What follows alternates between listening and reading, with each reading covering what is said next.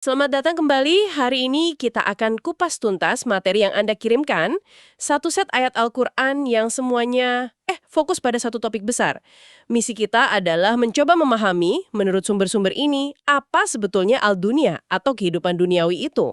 Betul sekali. Dan ini bukan sekedar definisi kamus. Ini lebih ke cara pandang, sebuah perspektif. Benar. Dari ayat-ayat yang Anda kumpulkan, kita bisa lihat dunia itu digambarkan bukan sebagai lokasi atau periode waktu saja, tapi sebagai sebuah konsep yang punya karakter. Punya karakter ya? Menarik. Iya, karakter yang kadang indah, kayak perhiasan, kadang penuh tantangan, dan yang pasti, selalu ada label tidak abadi di atasnya. Nah, ini kan pertanyaan yang mungkin kita semua pikirkan ya. Entah pas lagi terjebak macet, atau mungkin pas lagi bengong malam-malam. Haha. Betul. Sebenarnya hidup yang kita jalani ini apa sih intinya? Sumber-sumber yang Anda berikan ini punya beberapa metafora yang kuat banget. Rasanya seru kalau kita bedah bareng-bareng. Jadi, kita mulai dari mana nih? Mungkin dari definisinya dulu kali ya.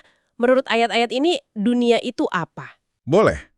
Nah, kalau kita lihat polanya, sumber-sumber ini secara konsisten memakai beberapa frasa kunci. Yang paling sering muncul adalah penggambaran dunia sebagai permainan dan senda gurau. Permainan dan senda gurau. Iya. Contohnya di surah Al-Ankabut ayat 64 disebutkan bahwa kehidupan dunia ini tidak lain adalah lahun walaib. Tunggu dulu, senda gurau dan permainan. Ini kedengarannya enteng banget ya, hampir kayak meremehkan. Padahal di dunia ini kan kita kerja keras, bangun keluarga, jatuh cinta, patah hati, bikin karya seni. Betul. Itu semua kan terasa serius dan nyata banget. Kenapa disebut permainan? Pertanyaan yang bagus sekali. Nah, disinilah letak nuansanya. Metafora permainan atau laib ini bukan berarti usaha kita itu nggak ada artinya atau nggak perlu serius. Coba bayangkan sebuah permainan yang kompleks banget. Oke. Kayak catur atau mungkin video game yang butuh strategi tinggi. Kita serius kan mainnya? Kita mengerahkan semua kemampuan. Tapi di akhir permainan, apapun hasilnya, kita tahu itu cuma sebuah permainan. Papan caturnya dibereskan, konsolnya dimatikan. Tepat. Oke. Jadi permainan di sini lebih merujuk ke sifatnya yang nggak permanen dan taruhannya yang nggak ultimate. Bukan berarti aktivitas di dalamnya nggak penting. Tepat. Ini soal skala prioritas. Konsep yang sama diulang lagi di surah Muhammad ayat 36. Tapi ada deskripsi lain yang lebih tajam lagi. Di surah Ali Imran ayat 185, dunia disebut sebagai mata'ul gurur. Mata'ul ghurur, kesenangan yang menipu. Nah, ini beda lagi. Kalau permainan tadi kesannya netral ya, tapi menipu ini aktif dan negatif. Apa yang sedang ditipu dari kita menurut sumber ini? Waktu kita, fokus kita, atau sesuatu yang lebih fundamental? Menurut saya, yang ditipu itu persepsi kita tentang nilai. Kata hurur atau menipu di sini tuh menyiratkan bahwa pesona dunia ini bisa bikin kita salah perhitungan. Salah perhitungan? Ya, kita bisa menganggap sesuatu yang sementara itu abadi. Kita bisa menukar sesuatu yang bernilai kekal dengan kesenangan sesaat. Kayak orang yang menghabiskan seluruh uangnya buat beli barang mewah di dalam mimpi. Lalu bangun tidur dan nggak punya apa-apa. Persis. Kesenangannya terasa nyata, tapi ternyata ilusi. Nah, untuk melengkapi gambaran, surat Ghafir ayat 39 pakai istilah yang lebih sederhana. Mata atau kesenangan yang sementara. Oke, jadi kalau dirangkai, dunia ini seperti arena permainan yang indah dan menarik banget, tapi di pintu masuknya ada tulisan kecil. Hati-hati, kesenangan di sini sementara dan bisa bikin Anda lupa tujuan akhir. Begitu kira-kira ya? Analogi yang pas banget. Oke, ini jadi menarik. Tadi kita sebut soal pesonanya, soal perhiasan. Sumber-sumber ini merinci nggak apa saja sih perhiasan dunia yang dimaksud? Pasti sesuatu yang sangat kita kenali dalam hidup. Oh, sangat. Dan disinilah teksnya terasa begitu manusiawi dan relevan, bahkan ribuan tahun setelahnya. Surah Ali Imran ayat 14 itu melukiskannya dengan sangat detail. Gimana itu?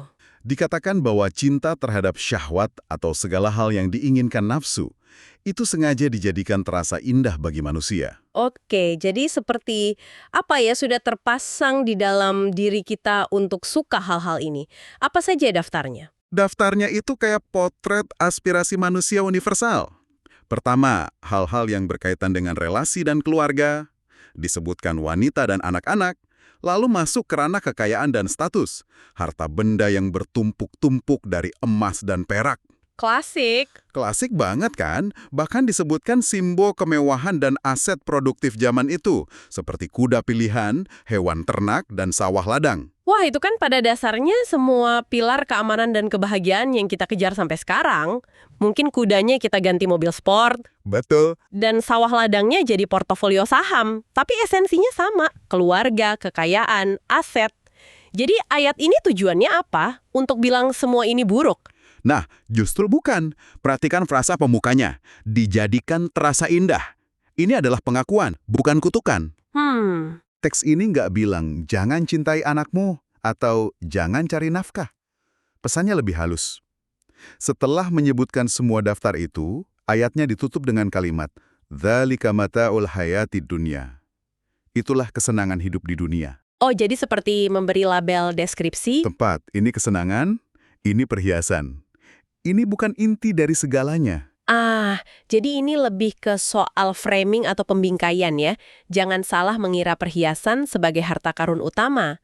Perhiasan itu indah untuk dipakai, tapi bukan itu yang jadi bekal. Tepat sekali. Dan menariknya, Surah Al-Kahfi ayat 46 seolah menyaring daftar panjang tadi jadi dua esensi yang paling fundamental bagi manusia. Al-malu wal banuna zinatul hayatid dunia. Apa itu artinya? Harta dan anak-anak adalah perhiasan kehidupan dunia. Hanya dua itu.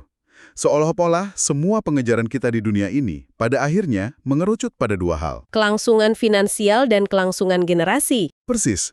Dan keduanya diberi label yang sama. Zina, perhiasan. Sejauh ini deskripsinya cukup konseptual ya. Permainan, sementara, perhiasan. Apakah sumber-sumber ini ngasih kita gambaran yang lebih visual? Sesuatu yang bisa kita bayangkan untuk benar-benar merasakan konsep kefanaan ini. Ada, dan ini mungkin salah satu metafora paling sinematik dalam Al-Quran.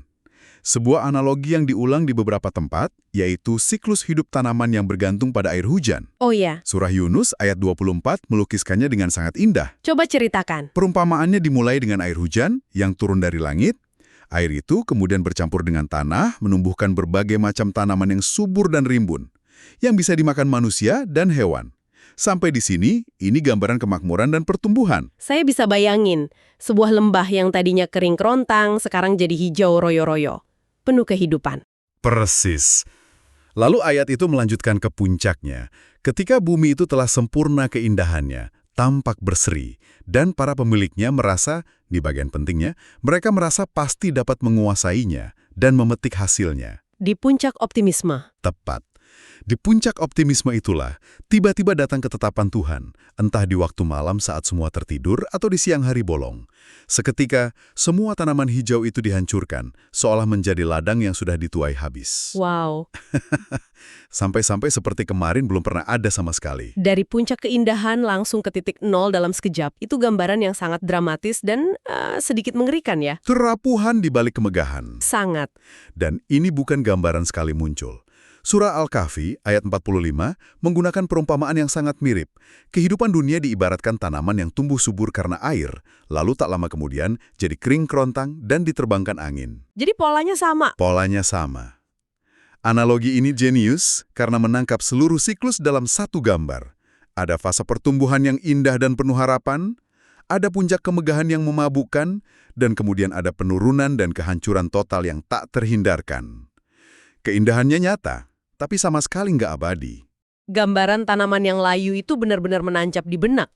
Oke, jadi kalau dunia digambarkan serapuh, itu menipu dan pada akhirnya akan lenyap, lalu apa pembandingnya menurut sumber ini? Pasti ada sisi lain dari koin ini kan? Sesuatu yang jadi lawannya. Tentu saja. Dan nilai dunia menurut sumber-sumber ini memang baru bisa dipahami sepenuhnya ketika disandingkan dengan lawannya. Akhirat atau al-akhirah. Antitesisnya. Antitesis mutlak dari dunia. Jika dunia itu sementara, akhirat itu kekal. Jika dunia itu permainan, akhirat adalah konsekuensi sesungguhnya. Bagaimana perbandingan ini dibuat dalam teksnya? Seberapa tajam kontrasnya? Kontrasnya dibuat sangat tajam. Nggak ada ruang abu-abu.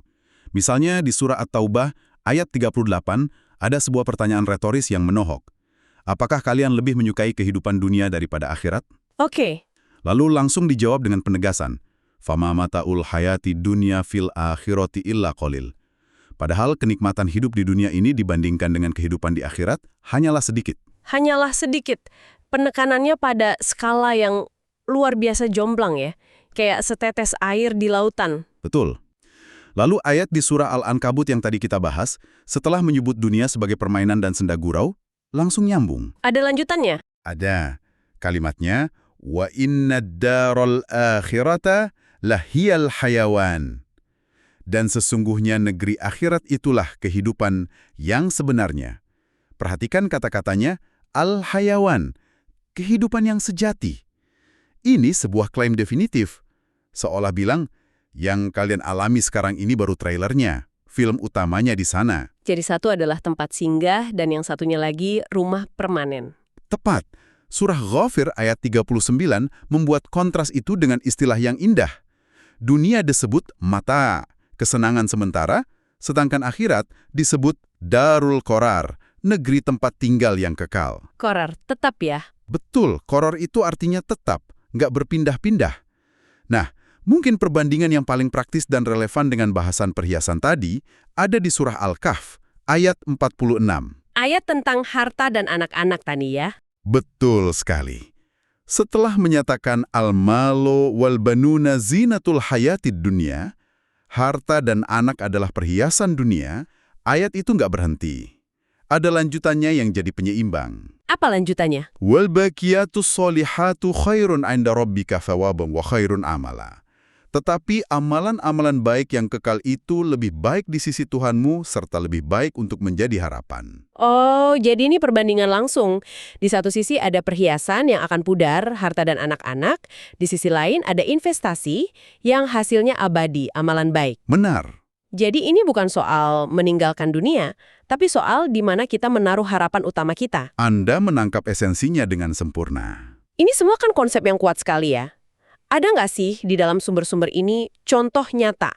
Maksud saya, kisah tentang manusia yang benar-benar dihadapkan pada pilihan hidup mati antara dunia dan akhirat ini. Biar nggak jadi teori saja. Ada. Dan kisahnya sangat dramatis. Ada dalam surah Toha tentang para penyihir Fir'aun. Anda ingat ceritanya kan? Ingat.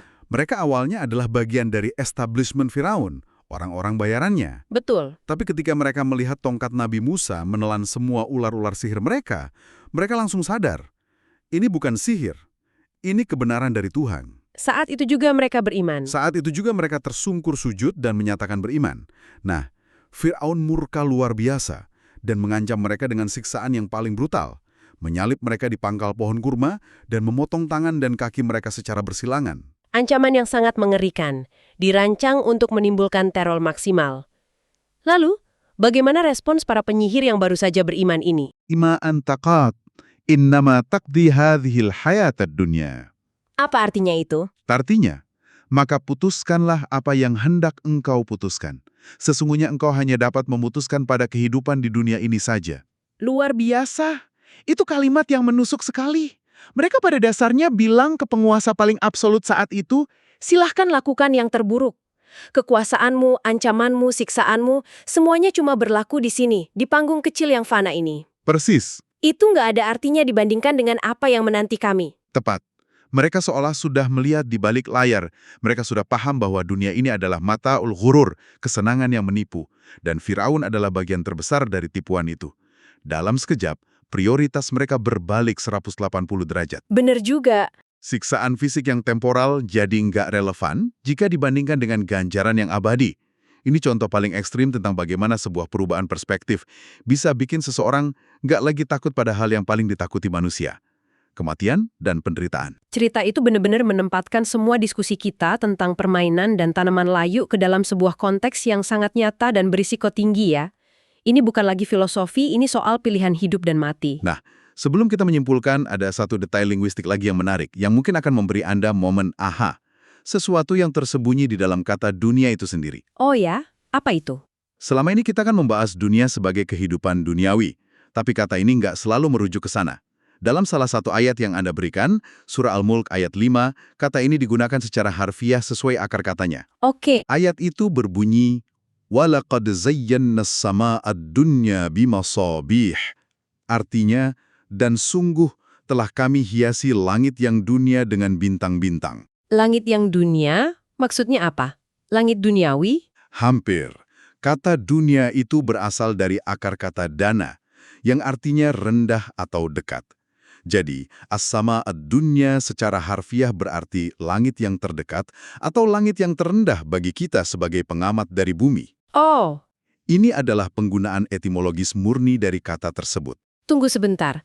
Jadi kata dunia itu sendiri artinya yang lebih rendah atau yang terdekat. Astaga, itu mengubah segalanya. Haha, ya. Berarti selama ini kita membahas al-hayat ad-dunya atau kehidupan dunia itu secara harfiah artinya adalah kehidupan yang lebih rendah atau kehidupan yang terdekat ini. Konsep perbandingannya sudah tertanam di dalam katanya itu sendiri. Tepat, Anda mendapatkannya. Ini momen ahanya. Nama dunia itu sendiri bukanlah nama yang netral. Itu adalah sebuah deskripsi posisi. Ia secara inheren menyiratkan adanya sesuatu yang lain yang lebih tinggi atau lebih akhir. Akhirat. Tepat. Jadi, seluruh narasi perbandingan yang kita bahas tadi sebenarnya sudah dimulai dari pilihan kata dasarnya. Ini benar-benar keren. Jadi kalau kita coba rangkum ya penelusuran kita hari ini. Sumber-sumber yang Anda berikan melukiskan dunia bukan cuma sebagai tempat kita hidup, tapi sebagai sebuah konsep. Betul. Ia adalah panggung permainan yang indah, penuh perhiasan, kayak keluarga dan harta, tapi pada dasarnya bersifat dunia, lebih rendah, lebih dekat, dan sangat sementara. Kayak tanaman yang tumbuh subur lalu layu seketika. Nilai dan maknanya menjadi sangat jelas ketika ia diletakkan berseberangan dengan akhirat, yang digambarkan sebagai kehidupan yang sejati, yang ultimate, dan yang abadi. Benar. Dan pemahaman ini menurut teks-teks tersebut sepertinya bukan dimaksudkan untuk membuat kita benci dunia atau mengasingkan diri. Justru sebaliknya, ini mengarah pada sebuah pertanyaan reflektif yang sangat personal untuk Anda. Apa itu? Dengan mengetahui sifat dunia yang seperti ini, bagaimana cara kita berinteraksi dengannya? Bagaimana kita bisa menikmati keindahannya, memenuhi semua tanggung jawab kita di dalamnya, tanpa kehilangan fokus dari apa yang digambarkan sebagai tujuan yang abadi? Itu pertanyaan yang dalam sekali, dan mungkin ini pertanyaan lanjutan untuk Anda renungkan. Jika kita kembali ke analogi Al-Quran tadi, di mana dunia ini adalah ladang sementara dan akhirat adalah masa panen yang abadi, pertanyaan sederhananya adalah, benih apa yang sedang Anda tanam hari ini?